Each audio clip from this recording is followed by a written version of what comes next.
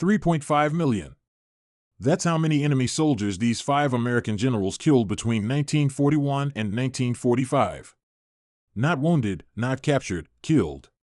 Over 1,100 generals served in World War II, but only 5 produced body counts so devastating that enemy forces changed their entire strategy when they learned these men were in their sector. Today, we're ranking them. Number 5 moved his army faster than intelligence could track. Number 3 commanded more men than any general in American history. Number 2 isn't who you think it is. And number 1 killed more enemy soldiers than the other 4 combined. This isn't about medals or movie portrayals. This is about verified combat statistics, documented enemy casualties, and the cold mathematics of who won their battles while losing the fewest of their own men. Let's count down the 5 most lethal American generals of World War II. But before we start, if you want to see who takes the number 1 spot, hit that like button right now. It tells YouTube to recommend this video to more history fans like you, and subscribe so you never miss our rankings. Now, let's start with number 5. Number 5, Lieutenant General Lucian Truscott. In August 1944, Allied command estimated it would take 90 days to capture southern France and link up with forces advancing from Normandy. Truscott did it in 28 days. Not 30, not 35. 28, the German 19th Army, 285,000 troops, was supposed to slow him down. Instead, Truscott's 6th Corps moved so fast that German intelligence thought they were tracking 3 different American armies. They weren't. Just one general who understood something every other commander missed: speed kills more effectively than firepower. Truscott invented the Truscott Trot, a forced march pace of 5 miles per hour carrying full combat gear. Standard doctrine was 2.5 miles per hour. His infantry moved twice as fast as anyone else in Europe. German commanders planned defensive positions based on how fast American units should move. Truscott's men arrived 24 hours before German calculations said they could. Defensive lines weren't prepared. Artillery wasn't registered. By the time Germans reacted, Truscott was already 20 miles past them. In Operation Dragoon, his forces covered 400 miles in 4 weeks. The German 19th Army lost 7,000 killed, 22,000 wounded, and 79,000 captured.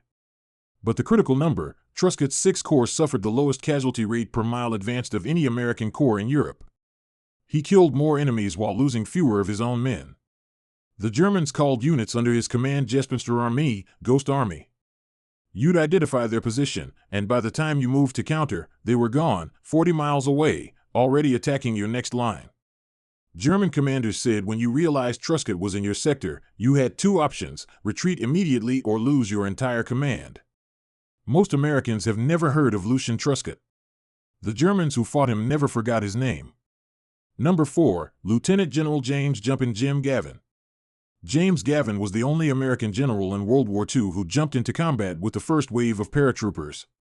At 1:51 a.m. on June 6, 1944, Gavin stood in the door of AC-47 over Normandy and led his division into history.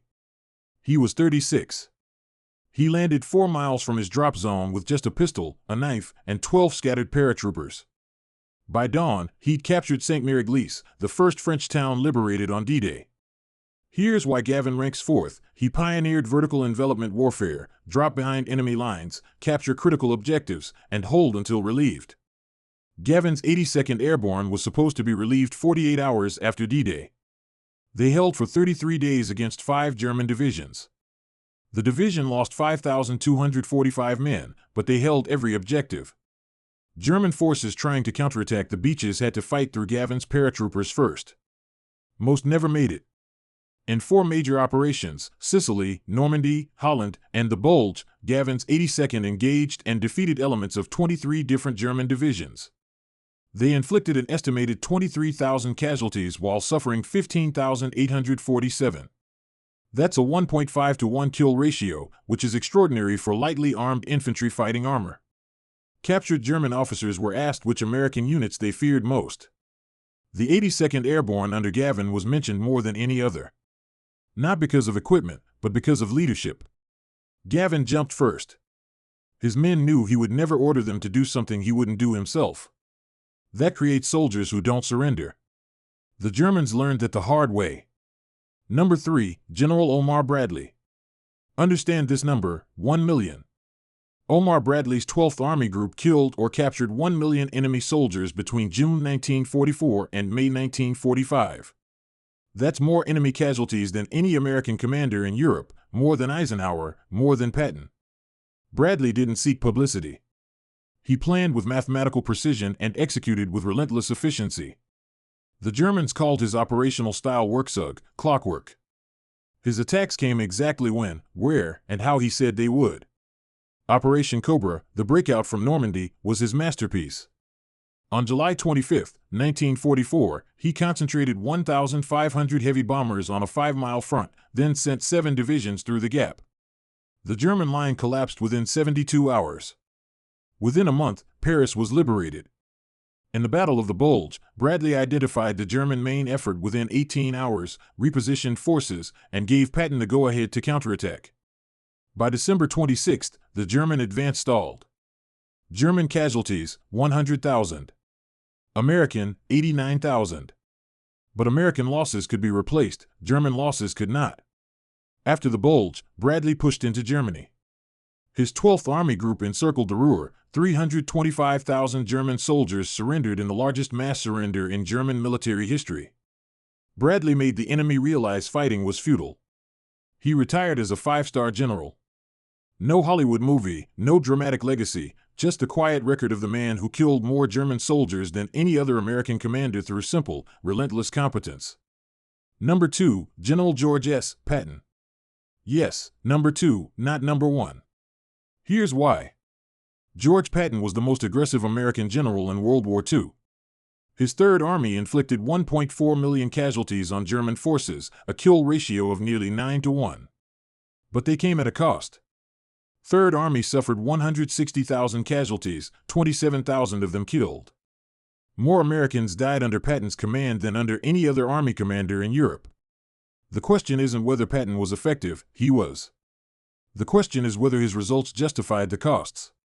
Patton's army captured 80,000 square miles in 9 months. His relief of Bastogne, turning Third Army 90 degrees in 48 hours, was logistically brilliant. But his casualty rates were 40% higher per day of combat than the 12th Army Group average. In Lorraine in autumn 1944, he suffered 50,000 American casualties to advance 40 miles, a ratio of 3 Germans killed for every American, far below his average. Why? Because he attacked fortified positions with insufficient preparation. His philosophy, speed and violence overwhelm any defense, except casualties to maintain momentum. That produced spectacular results and terrible losses. After crossing the Rhine in March 1945, Third Army advanced 55 miles in 48 hours, the fastest advance in military history, but it cost 12,000 American casualties in 2 days. By VE Day, Third Army had killed or captured 1.44 million German soldiers while suffering 137,000 casualties, including 27,000 killed. That's why Patton is number 2. He won, but the price was paid in American blood. Number 1, General of the Army Douglas MacArthur. Douglas MacArthur killed more enemy soldiers than any American commander in history while suffering proportionally fewer casualties. That's why he's number 1.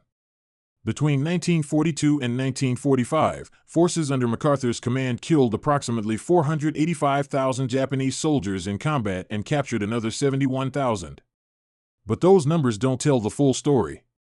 MacArthur's island-hopping strategy bypassed heavily defended positions. Those bypassed garrisons, estimated at 250,000 soldiers, died slowly from disease, starvation, and isolation. Total Japanese casualties from his campaigns exceed 1 million. Here's why MacArthur ranks first: his casualty exchange ratio. In New Guinea, his forces suffered 24,000 casualties, Japanese forces lost 160,000, a 6.6-to-1 ratio. In the Philippines, American casualties were 62,000, Japanese casualties were 336,000, a 5.4-to-1 ratio. Compare that to Iwo Jima, where Americans suffered 26,000 casualties to kill 18,000 Japanese. MacArthur didn't fight where the enemy was strong. He attacked where they were weak, cut their supply lines, and let them starve. Brutal? Absolutely. Effective? Undeniably. He minimized American casualties by maximizing Japanese suffering through isolation. By August 1945, MacArthur commanded over 2 million troops. He accepted Japan's surrender and then oversaw its transformation into a democratic ally. Love him or hate him, Douglas MacArthur was the most feared American general of World War II because he killed more enemy soldiers while losing fewer of his own men than any commander in history. That's not opinion. That's mathematics. Let's add them up. Truscott, 57,000 enemy killed. Gavin, 23,000. Bradley, 1 million. Patton, 1.4 million. MacArthur, 1.5 million plus. Total, over 3.5 million enemy soldiers killed. 5 American generals. 3.5 million enemy dead. And the Axis powers learned that American generalship wasn't about equipment or numbers, it was about leadership that refused to accept defeat. But did we get the ranking right? Should Patton be higher? Should Bradley be number 1? Drop a comment and tell us your ranking. Tell us who we missed, who doesn't belong, and where you're watching from. If this ranking changed how you see World War II, smash that like button. Every like tells YouTube this is content people want to see. Hit subscribe and turn on notifications so you never miss our deep dives into military history. We've got more rankings coming, more forgotten stories, more history that doesn't make it into textbooks. Thank you for watching. These generals deserve to be remembered for what they actually did, not what Hollywood turned them into. We'll see you in the next one.